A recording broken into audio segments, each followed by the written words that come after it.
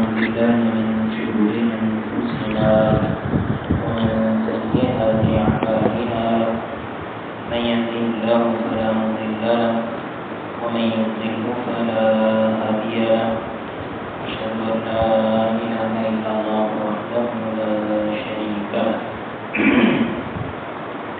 وأشهد أن محمدا عبده ورسوله يا أيها الذين آمنوا اتقوا الله حق تقاته ولا تموتن إلا وأنتم مسلمون يا أيها الناس اتقوا ربكم الذي خلقكم من نفس واحدة وخلق منها زوجها وبث منهما رجالا كثيرا ونساء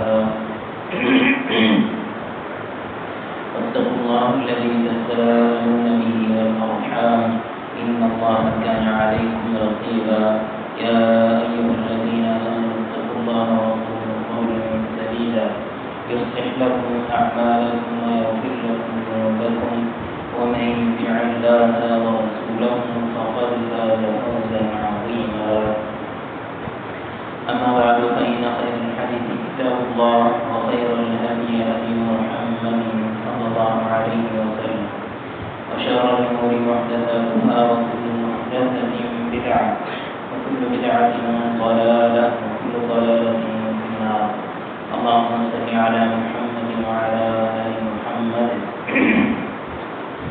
كما صليت على إبراهيم وعلى آل إبراهيم إنك حميد مجيد اللهم بارك على محمد وعلى آل محمد كما باركت على إبراهيم وعلى آل إبراهيم إنك حميد مجيد رب اشرح لي صدري ويسر لي أمري واحلل عقدة من لساني يفقهوا قولي أعوذ بالله السميع العليم من الشيطان الرجيم فقد قال الله تعالى ولا تهنوا ولا تحزنوا وأنتم الأعلون إن كنتم مؤمنين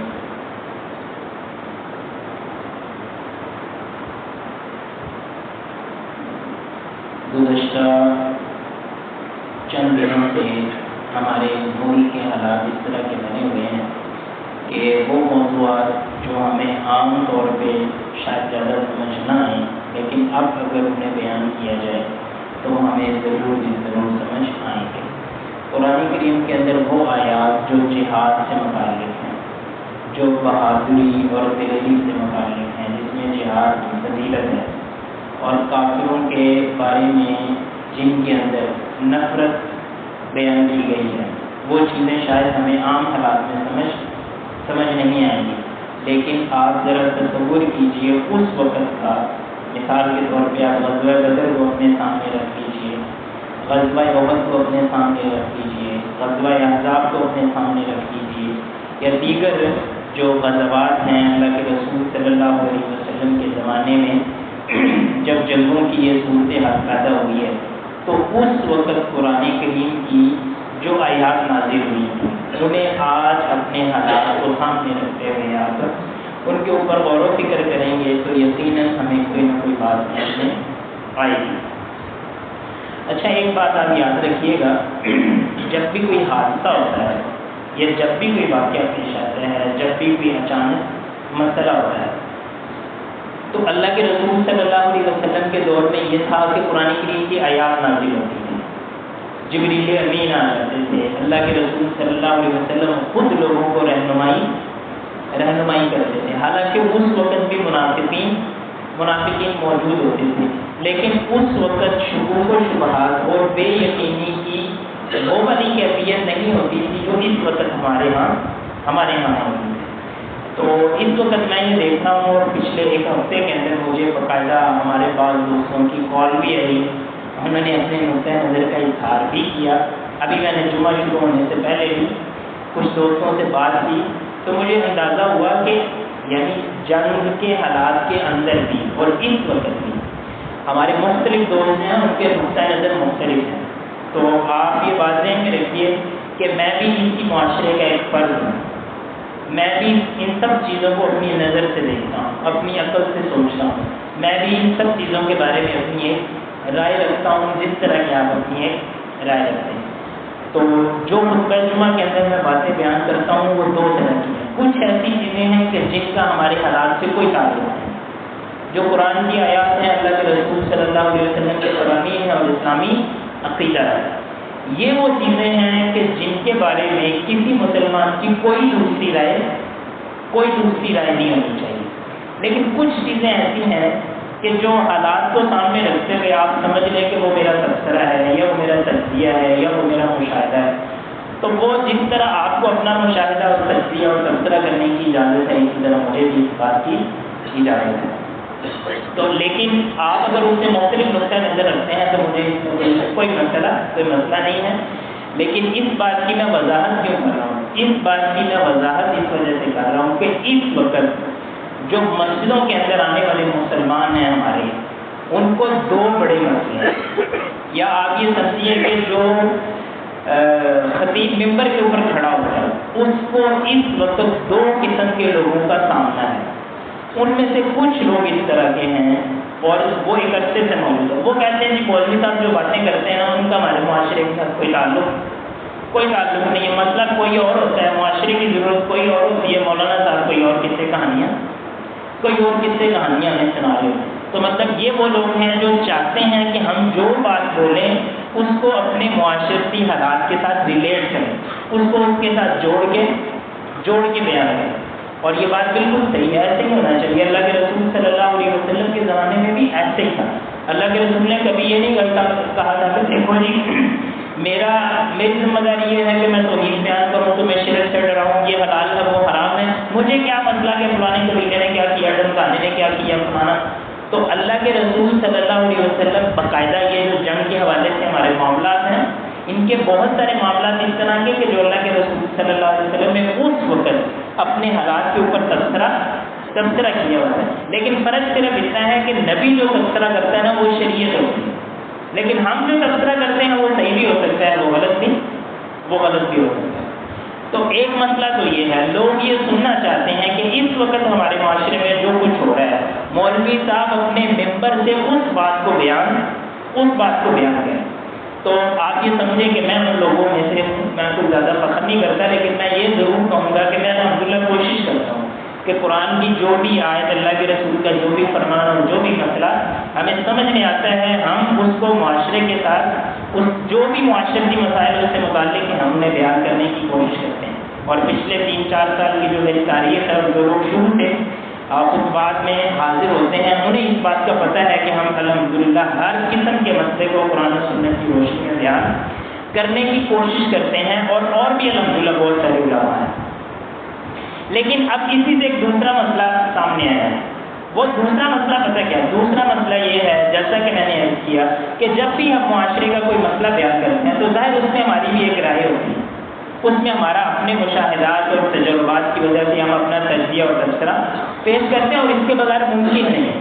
یعنی آپ سمجھیں کہ ایک بالکل عام سا بندہ ہے نا، آپ اس سے بھی سنیں گے تو وہ بھی اپنی باتوں میں کوئی نہ کوئی موقف رکھتا ہے. وہ کسی کو صحیح کہتا ہے، کسی کو وہ غلط کہتا ہے، وہ کہتا ہے یہ ہونا چاہیے، وہ نہیں ہونا چاہیے.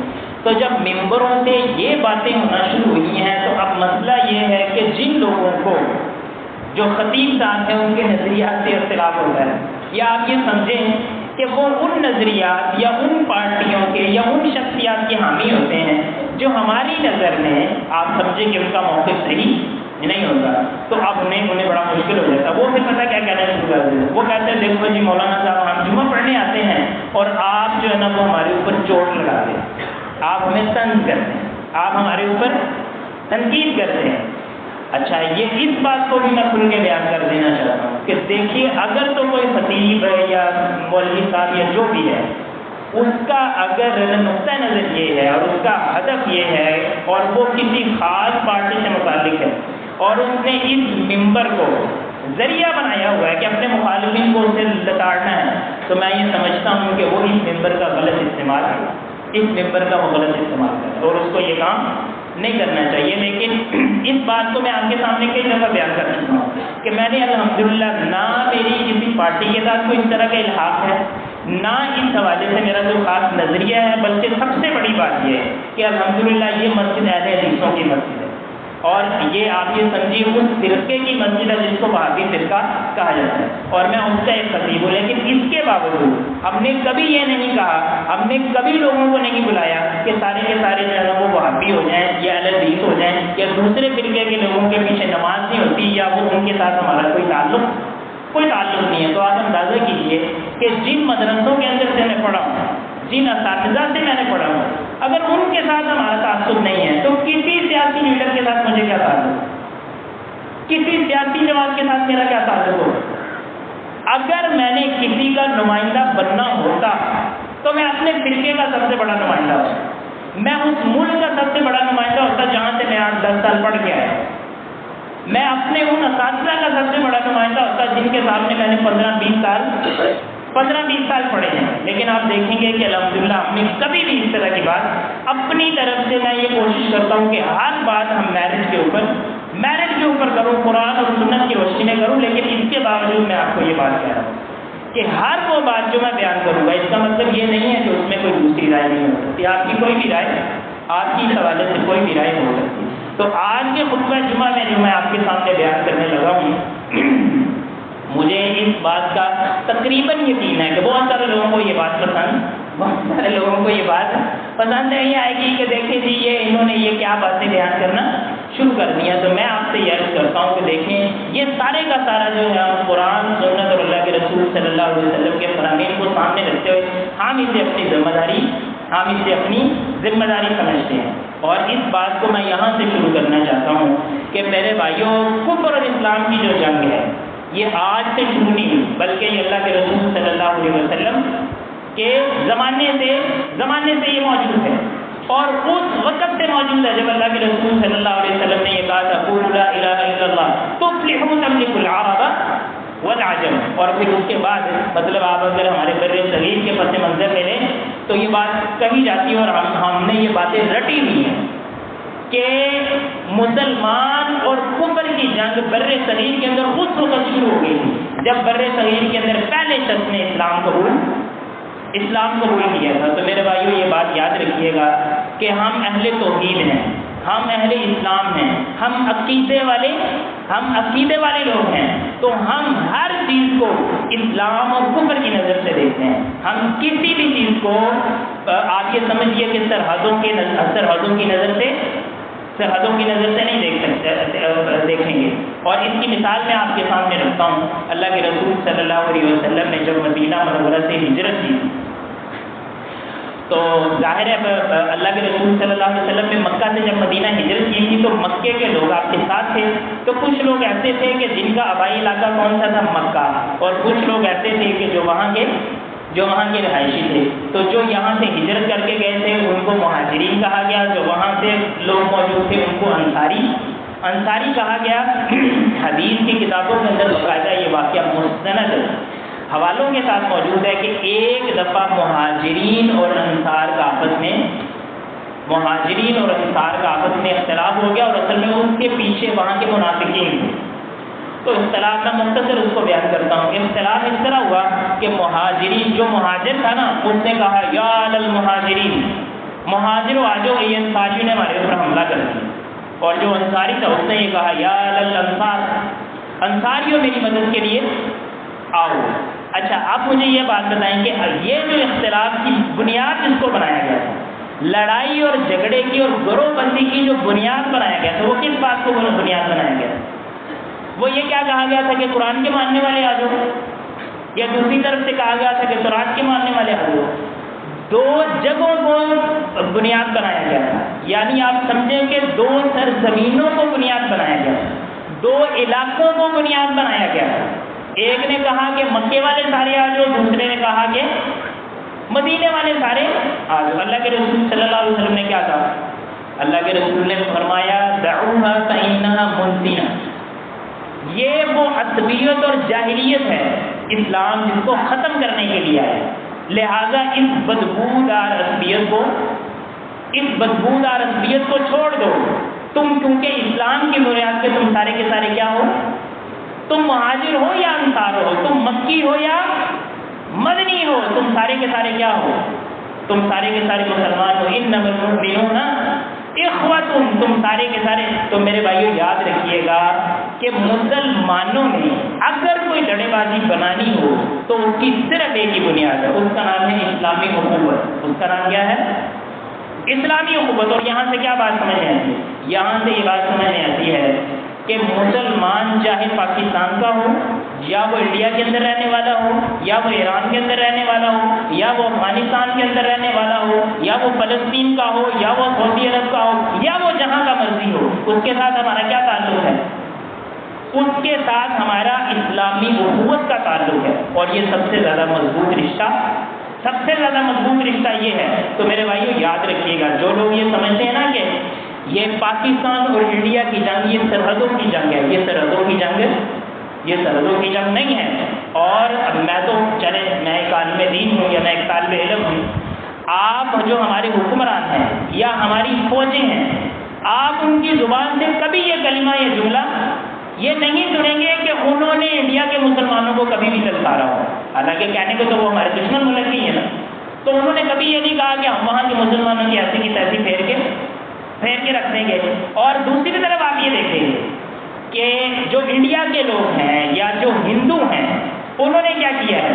انہوں نے اگر ابھی حملہ کیا تو انہوں نے سب سے پہلے کس چیز کے اوپر حملہ کیا؟ کیوں جی کس چیز کے اوپر حملہ ہوا؟ سب سے پہلے انہوں نے مسجدوں کو ٹارگٹ کیا ہے، انہوں نے ہمارے مدرسوں کو ٹارگٹ کیا ہے، انہوں نے مولویوں کو ٹارگٹ کیا ہے، انہوں نے کسی سیکولر بلڈنگ کو ٹارگٹ، کسی لبرل جگہ کو اس نے ٹارگٹ نہیں کیا. اس نے کسی، تو یہاں سے کیا سمجھ میں آتی ہے میرے بھائیوں؟ یہاں سے یہ بات سمجھنی چاہیے کہ اس کو ہمیں کفر اور اسلام کی جنگ سمجھ کے، کفر اور اسلام کی جنگ سمجھ کے لڑنا چاہیے. اور اب سوال یہ پیدا ہوتا ہے کہ جو وہاں کے مسلمان ہیں، اگر وہ ہمارے خلاف آتے ہیں تو اس حوالے سے نبی کریم صلی اللہ علیہ وسلم کی یہ جو حدیث ہے آپ اس کو سامنے رکھیے گا. اللہ کے رسول صلی اللہ علیہ وسلم نے فرمایا اذا التقى المسلمان بسيفيهما فالقاتل والمقتول كلاهما في النار. جب دو مسلمان آپس میں لڑنا جھگڑنا شروع کر دیتے ہیں تو قاتل اور مقتول دونوں کے دونوں کدھر جاتے ہیں؟ قاتل اور مقتول دونوں جو ہیں وہ جہنم کے اندر، دونوں وہ جہنم کے اندر جائیں گے. تو آپ اس بات کو یہاں سے بھی اندازہ لگا سکتے ہیں کہ اگر ہم اس کو اپنی سرحدوں کی جنگ بنا لیں گے اور نظریات سے نکال کے صرف جو ہے نا لکیروں کی جنگ ہم لڑنا شروع کر دیں گے تو یہ ہمارے لیے کتنا مشکل ہو جائے گا. اور اب اس وقت اگر ہم اس مشکل کے اندر مبتلا ہے میرے بھائیوں، تو میں آپ کو یہ بات بتانا چاہتا ہوں کہ آدھے مسلمان ادھر رہ گئے اور آدھے ادھر رہ گئے.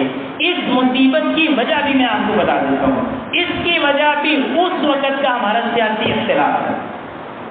اس وقت کے ہمارے سیاسی نظریات تھے، وہی جاہلی عصبیت تھی، وہی بدبودار سیاست تھی جو آج بھی ہمارے اندر موجود ہے. آپ کو پتا ہے جو مسلم لیگی تھے وہ یہاں پاکستان کے اندر آ گئے، اور جن کو کانگریسی کہا جاتا تھا وہ وہاں رہ گئے. اس کا مطلب یہ ہے کہ مسلمان اگر اس وقت بھی ایک پیج کے اوپر ہوتے تو سارے کے سارے ایک جگہ پہ ہوتے. لیکن یہ ہے کہ اس وقت بھی سیاست نے ہمیں تقسیم کیا، اور افسوس کی بات یہ ہے کہ اس وقت بھی سیاست ہمیں تقسیم کر رہی ہے. یہ جو میں باتیں کر رہا ہوں نا جہاد کی، اللہ کے رسول کے فرامین کی، اور اگر میں کوئی موقع بیان کروں گا اور اگر آپ میں سے کسی کو برا لگے گا، اس کی سوائے اس کی اور کوئی وجہ نہیں ہے کہ آپ مجھے کسی خاص سیاسی پارٹی کا سمجھتے ہوں گے اور آپ اپنے آپ کو کسی دوسری سیاسی پارٹی کا سمجھتے ہوں گے. تو میرے بھائیوں آج یہ فیصلہ کر لیجیے کہ یہ گند اپنے ذہنوں سے نکال دیں، یہ اپنے سینوں سے نکال دیں. ہمارا جو سب سے زیادہ مضبوط تعلق ہے وہ اسلامی قوت کا تعلق. والذین آمنوا اشد حبا للہ، جو ایمان والے ہیں ان کی سب سے زیادہ محبت کس سے ہوتی ہے؟ ان کی سب سے زیادہ محبت کسی ملک سے ہوتی ہے، کسی پارٹی سے ہوتی ہے، کسی لیڈر سے ہوتی ہے، کسی گروہ سے ہوتی ہے، کسی جتھے سے ہوتی ہے. کس سے ہوتی ہے؟ والذین آمنوا اشد حبا للہ، وہ اللہ کے ساتھ محبت کرتے ہیں. تو میرے بھائیوں آج یہ وقت ہے اور یہ ضرورت ہے کہ جب ہندو نے، دوسرے لفظوں میں مودی اور اس کے گماشتوں نے ہماری مساجد کے اوپر حملہ کیا ہے، ہمارے مدارس کے اوپر حملہ کیا ہے، تو ہمیں آپس میں لڑنے بڑھنے کی بجائے ضرورت یہ ہے کہ ہم ایک پیج کے اوپر ہو کے ایک بیانیہ جو ہے نا وہ لوگوں کے سامنے لوگوں کے سامنے رکھی ہیں. اور بلکہ میں سمجھتا ہوں کہ ہمیں جب آپ یہ کہتے ہیں کہ یہ کفر اور اسلام کی جنگ ہے تو یہ پاکستان اور انڈیا کی جنگ نہیں, اس کو سمجھنا چاہیے. آپ سمجھے پورے عالم اسلام وہ ایک طرف ہے, مسلمانوں کے ساتھ ہے, اور حقیقت میں اسی طرح ہے. آپ حیران ہوں گے, پتہ نہیں آپ لوگ عرب میڈیا اور اس طرح کی چیزوں کو پڑھتے ہیں کہ نہیں پڑھتے. عرب میڈیا کو جتنا کو میں نے دیکھا ہے, جتنی عوام ہے, ایون کے جو غزہ کے لوگ ہیں جو وہاں پہ جن کو مار پڑ رہی ہے, یہودی جن کو قتل کر رہا ہے, وہ لوگ بھی وہاں سے کس کے ساتھ اظہار یکجہتی کر رہے ہیں؟ پاکستان کے ساتھ وہ اظہار یکجہتی کر رہے ہیں. کیوں, کس لیے کر رہے ہیں؟ اس لیے کر رہے ہیں کیونکہ وہ سمجھتے ہیں کہ یہ اسلام کی جنگ ہے, یہ کسی خطے کی جنگ نہیں ہے. اور وہاں پہ بیٹھا جو نیتن یاہو ہے وہ وہاں سے کس کے ساتھ اظہار یکجہتی کر رہا ہے؟ آپ کو یہ پتا ہونا چاہیے کہ اسرائیل نے علل اعلان اور کھلے الفاظ کے اندر اس نے نیتن یاہو کا جو ہاتھ پکڑ کے اس کو, مودی کا ہاتھ پکڑ کے اس کو لہرایا اور اس کے ساتھ اظہار یکجہتی کیا. حالانکہ یہ ہندو ہے, وہ کیا ہے, وہ یہودی ہے. ہندو اور یہودی دونوں انہوں نے اپنا بغض جو ہے وہ اکٹھا کر لیا. کس کے خلاف؟ مسلمانوں کے خلاف. لیکن مسلمانوں کی ہماری صورتحال یہ ہے کہ ہم ہی میں سے کچھ لوگ جو ہیں وہ علاقوں کی وجہ سے, سیاسی پارٹیوں کی وجہ سے, ہو سکتا ہے کہ فرقوں کی وجہ سے وہ آپس میں بٹے ہوئے ہیں. اور آپ دیکھیں گے کہ بہت سارے, دیکھیں اس بارے میں ہماری رائے مختلف ہو سکتی ہے. کوئی جی ایسے نہیں ہونا چاہیے تھا, ویسے نہیں ہونا چاہیے تھا, میزائل کو روکا کیوں نہیں گیا, پھینکا کیوں نہیں گیا, پہلے حملہ کیوں نہیں ہوا, بعد میں کیوں نہیں ہوا. مطلب یہ چیزیں ایسی ہیں, آپ میں سے جو بھی ماہرین ہیں آپ اس میں اپنی رائے دے سکتے ہیں. لیکن میری بات یہ یاد رکھیے گا, اس بارے میں ہم میں سے کسی کا کوئی اختلاف نہیں ہونا چاہیے کہ یہ جو ہماری جنگ ہے یہ کفر اور اسلام کی, یہ کفر اور اسلام کی جنگ ہے. اور اگر اس میں کوئی غداری کرتا ہے وہ بڑا جو مرضی دلیل بنا لے تو تاریخ جو ہے وہ اس کو میر جعفر اور میر صادق کے ساتھ ہی ملائے. کبھی بھی وہ سلطان غزنوی اور غوری اور اس طرح کے جو ہے نا وہ ہمارے مجاہدین کی سب میں نہیں آ سکتا. اور آپ یہ بات یاد رکھیے کہ بعض دفعہ انسان اس طرح کے عجیب و غریب فیصلے کر لیتا ہے, اس طرح کی عصبیت اپنے دل کے اندر ڈال لیتا ہے کہ وہ انبیاء کو بھی ماننے سے انکار کر دیتا ہے. آپ کو اگر اس بات کا پتہ ہو کہ اللہ کے رسول صلی اللہ علیہ وسلم کا سب سے بڑا مخالف عبداللہ بن ابی تھا تو بھلا کیوں تھا؟ اس کی وجہ یہ تھی, وہ یہ سمجھتا تھا کہ مسلمانوں کے مدینے میں آنے کی وجہ سے میری قیادت اور سیادت ختم ہو گئی ہے. ان کی وجہ سے مجھے سیٹ ملنی تھی لیکن مجھے نہیں ملی. اور وہ اس نے اپنے اندر یہ اتنا عصبیت اور تعصب اور جمود پال لیا کہ جو ہے نا وہ اس دنیا سے منافقت کی موت مرا, بلکہ دوسرے لفظوں میں کفر کی حالت میں اس دنیا سے گیا. تو میرے بھائیوں, کبھی بھی جغرافیائی اعتبار سے, اپنے فرقے کے اعتبار سے اور اپنی سیاسی پارٹی کے اعتبار سے کبھی بھی ایسا موقف نہ اپنائیے گا اور کبھی بھی ایسا نظریہ نہ رکھیے گا. اور اگر کبھی ہو جائے تو اس میں کبھی بھی اڑیے گا نا کہ ایک طرف کفر اور اسلام کی جنگ ہو اور آپ مسلمانوں کے خلاف ہوں اور کافروں کی صفوں میں. اگر میں نہیں کہہ رہا کہ جو اگر آپ کوئی بھی تنقید کرتے ہیں تو ہم آپ کو کہیں کہ آپ مودی کے ساتھ ہیں, ایسی بات نہیں, یہ غلط بات ہے. لیکن یہ ہے کہ ظاہر ہے اگر مسلمان اور کافر آپ ایک دوسرے کے آمنے سامنے تو آپ مسلمانوں کے ساتھ نہیں ہیں, تو باہر صورت آپ کا فائدہ کن کو ہوگا؟ آپ کا فائدہ دوسری سمت کو ہونا ہے. تو کوئی مسئلہ نہیں ہے, ہمارے آپس کے جو اختلافات ہیں ان کو ہم آپس میں حل کرتے رہیں گے. اچھا, میں نے آپ کو یہ سیاسی پارٹیوں کی مثال دے دی, جغرافیائی سرحدوں کی آپ کو مثال دے دی. اب آپ فرقہ بازی کی بھی مثال سن لیجیے. ہمارے پاکستان کے اندر بہت سارے ایسے لوگ موجود ہیں کہ اگر آج ترکی کے اوپر حملہ ہو جائے انہیں اس بات کی کوئی پرواہ نہیں. کیوں؟ کیونکہ ان کے نزدیک ترکی جو ہیں وہ سلفی مسلمان نہیں ہیں, وہ جی بدعتی ہیں, وہ ان میں یہ ہے, ان میں یہ ہے, ان میں وہ ہے. اس کے برعکس ہمارے ملک کے اندر بہت سارے ایسے لوگ موجود ہیں, اگر خدا نہ خواستہ آج سعودی عرب کے اوپر حملہ ہو جائے انہیں اس بات سے کوئی پرواہ. انہوں نے کہا یہ وہابی نچتے ہیں, ان کو اسی طرح مرنے دو. تو میرے بھائیوں, وہ مسلمان ہیں کہ نہیں ہیں؟ ان کے اوپر حملہ کرنے والا وہ بریلوی ہوگا. آپ سمجھو کہ اگر کوئی سعودیہ کے اوپر حملہ کر دیتا ہے, سمجھو کہ یہودی کر دیتے ہیں یا انڈیا ہی کر دیتا ہے یا آپ سمجھو کہ امریکہ کر دیتا ہے, تو آپ کا کیا خیال ہے کہ وہ سارے امام احمد رضا خان بریلوی کے شاگرد ہیں کہ جن کے حملہ کرنے کے اوپر آپ خوش ہو رہے ہیں؟ یا ترکی کے اوپر اگر اسرائیل حملہ کر دیتا ہے یا امریکہ حملہ کر دیتا ہے اور اگر یہاں میں ہم بغلے میں جانا شروع کر دیتے ہیں تو کیا وہ حملہ آور سارے ابن تیمیہ کے شاگرد ہیں؟ یا وہ فتاوی ابن تیمیہ انہوں نے سروں کے اوپر رکھ کے حملہ کیا ہوا. کس وجہ سے انہوں نے حملہ کیا؟ انہوں نے ان کے بریلوی یا دیوبندی یا وہابی یا کرافی ان چیزوں کے اوپر حملہ نہیں کیا، صرف اس وجہ سے کیا لا الہ الا اللہ محمد رسول اللہ. اور آپ کو یہ بات پتہ ہونا چاہیے، یہ جو موتی ہے اس کی اگر آپ تاریخ دیکھیں تو اس کا تو کام ہی یہ ہے، یہ کہتا ہے کہ یہ جو ہندوتوا ہے، جو ہندوتوا انہوں نے مطلب جو شدت پسند لوگ ہیں ہندوؤں کے، وہ اس کو پروموٹ کرنا چاہتا ہے، اور وہ چاہتا ہے کہ میں اس دنیا سے جاؤں تو میں چاہتا ہوں کہ ہر وقت ہر طرف جو ہے وہ ہندو ہونی چاہیے. اور آپ دیکھ رہے ہیں کہ وہاں کے جو ہمارے مسلمان ہیں، یعنی انڈیا کے جو ہمارے مسلمان ہیں، ان کے ساتھ وہ کس طرح کی صورتحال رکھ رہا ہے. تو میرے بھائیوں یہ سارے کے سارے معاملات کس وجہ سے ہیں؟ کیونکہ ہم اسلام کو چھوڑ کے ہم نے اپنے اور بہت سارے کرائٹیریاز بنا لیے، ہم نے اپنے اور بہت سارے دائرے بنا لیے ہیں، اور ہمارا دشمن جو ہے وہ ان چیزوں کی وجہ سے مختلف انداز سے جو ہے وہ ہمارے اوپر حملہ آور ہو جاتا ہے اور ہمیں آپس میں لڑا دیتا ہے. اللہ تعالیٰ سے دعا ہے کہ اللہ تعالیٰ ہمیں اتحاد و اتفاق کو سمجھنے کی اور اس کے مطابق اپنا موقف بنانے کی توفیق عطا فرمائے. آمین. وآخر دعوانا ان الحمد للہ رب العالمین.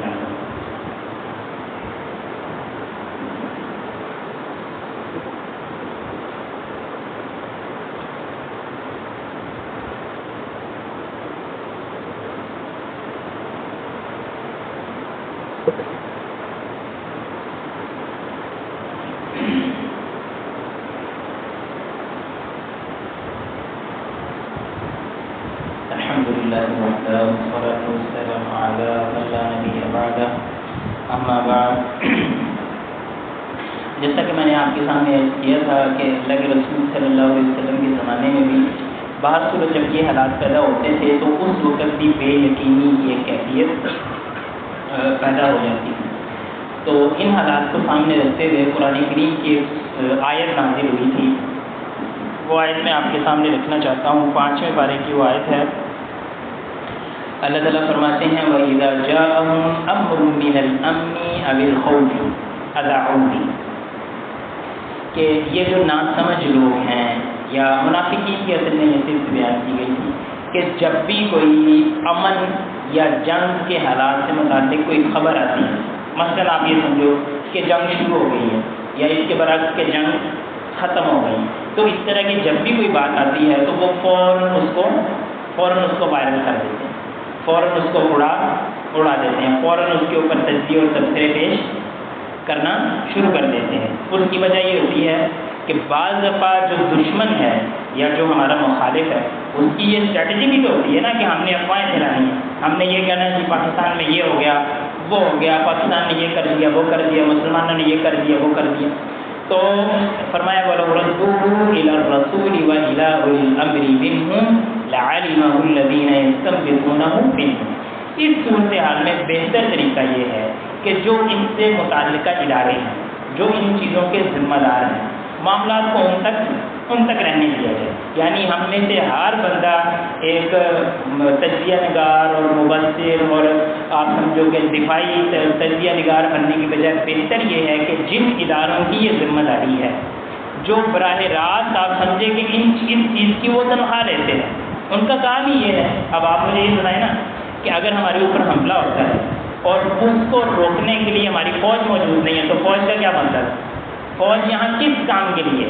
تو اس کا مطلب یہ ہے کہ یہ ساری کی ساری ذمہ داریاں ہماری فوج کی ہیں، جو ہمارے وزارتیں ہیں، داخلہ ہے، خارجہ ہے، اطلاعات وغیرہ ادھر ادھر جتنے بھی لوگ ہیں، یہ ان کی ذمہ داری ہے اور ان کو چاہیے کہ وہ اپنی ذمہ داری ادا کریں. تو بجائے اس کے کہ دشمن جو ہے وہ ہمیں اپنے مقاصد کے لیے استعمال کرے، کم از کم ہماری ذمہ داری یہ ہے کہ جو ہم سے اوپر لوگ بیٹھے ہوئے ہیں ہم ان کے پیچھے چلیں. اور اس کا مطلب یہ نہیں ہے کہ ان سے غلطی نہیں ہو سکتی، غلطی ان سے بھی ہو سکتی ہے، لیکن مسئلہ یہ ہے کہ جب ہم خود چلیں گے تو اس وقت غلطی کا امکان زیادہ ہے. تو لہٰذا ہمیں یہ جو معاملات ہیں ان کے اندر کوشش کرنی چاہیے کہ، اور پھر خصوصی معاملات کے اندر آپ یہ نہ سمجھیں کہ میں آپ کو کوئی خاص مطلب کوئی ایجنڈا ہے یا میں کسی خاص کوئی سمجھو کہ کوئی آپ سے بات منوانا چاہتا ہوں. لیکن جب کافر اور مسلمانوں کے آپس کے معاملات ہیں اور ایک ملک کے دوسرے ملک کے ساتھ معاملات ہیں تو پھر ہمیں کوشش کرنی چاہیے کہ ہم ان کی باتوں کے اوپر ہم عمل پیرا ہو جائیں، تو اس کے اندر ہمارے لیے بہت بڑی خیر موجود ہے۔ ہماری جو ذمہ داری بنتی ہے بطور مسلمان کی وہ یہ ہے کہ ہم اپنے آپ کو تیار رکھیں۔ اگر ہماری فوجیں خدا نہ خاصہ فوجیں والے ناکام ہو جائیں تو بھئی ہم سے نہیں سنبھالا جاتا، لہٰذا جو آگے سنبھالنا چاہتا ہے سنبھالے، پھر ہم سارے کے سارے جائیں۔ یہاں پہ نا ہمارے ساتھ اس طرح کے بھی موجود ہیں، وہ یہ کہتے ہیں دیکھو جی وہ انہوں نے یہاں پہ آ کے حملہ کر دیا تو اب کیوں نہیں کر رہے؟ تو ہو سکتا ہے کہ کبھی فوج یہ کہے لو جی ساڑھے تو نہیں سنبھالا جاتا تو اب ہم اسی آگے اب آپ آگے اس کو کر لیں، تو اس وقت کے لیے آپ اپنے آپ کو تیار کریں۔ اس سے پہلے جو ہے نا وہ اللہ تعالیٰ سے دعا کرنی چاہیے مسلمانوں کی سربلندی کے لیے اور کافروں کی جو ہے وہ شکست کے لیے اللہ تعالیٰ سے دعا ہے کہ اللہ تعالیٰ ہمیں توفیق عطا فرمائے۔ اللہم انصر الاسلام والمسلمین، اللہم انصر الجہاد والمجاہدین، اللہم اعز الاسلام والمسلمین واذل الکفر والکافرین واذل النفاق والمنافقین، اللہم انصر من نصر دین محمد صلی اللہ علیہ وسلم وجعلنا منهم واخذل من خذل دین محمد صلی اللہ علیہ وسلم ولا تجعلنا منهم۔ سبحان ربک رب العزة عما یصفون، سلام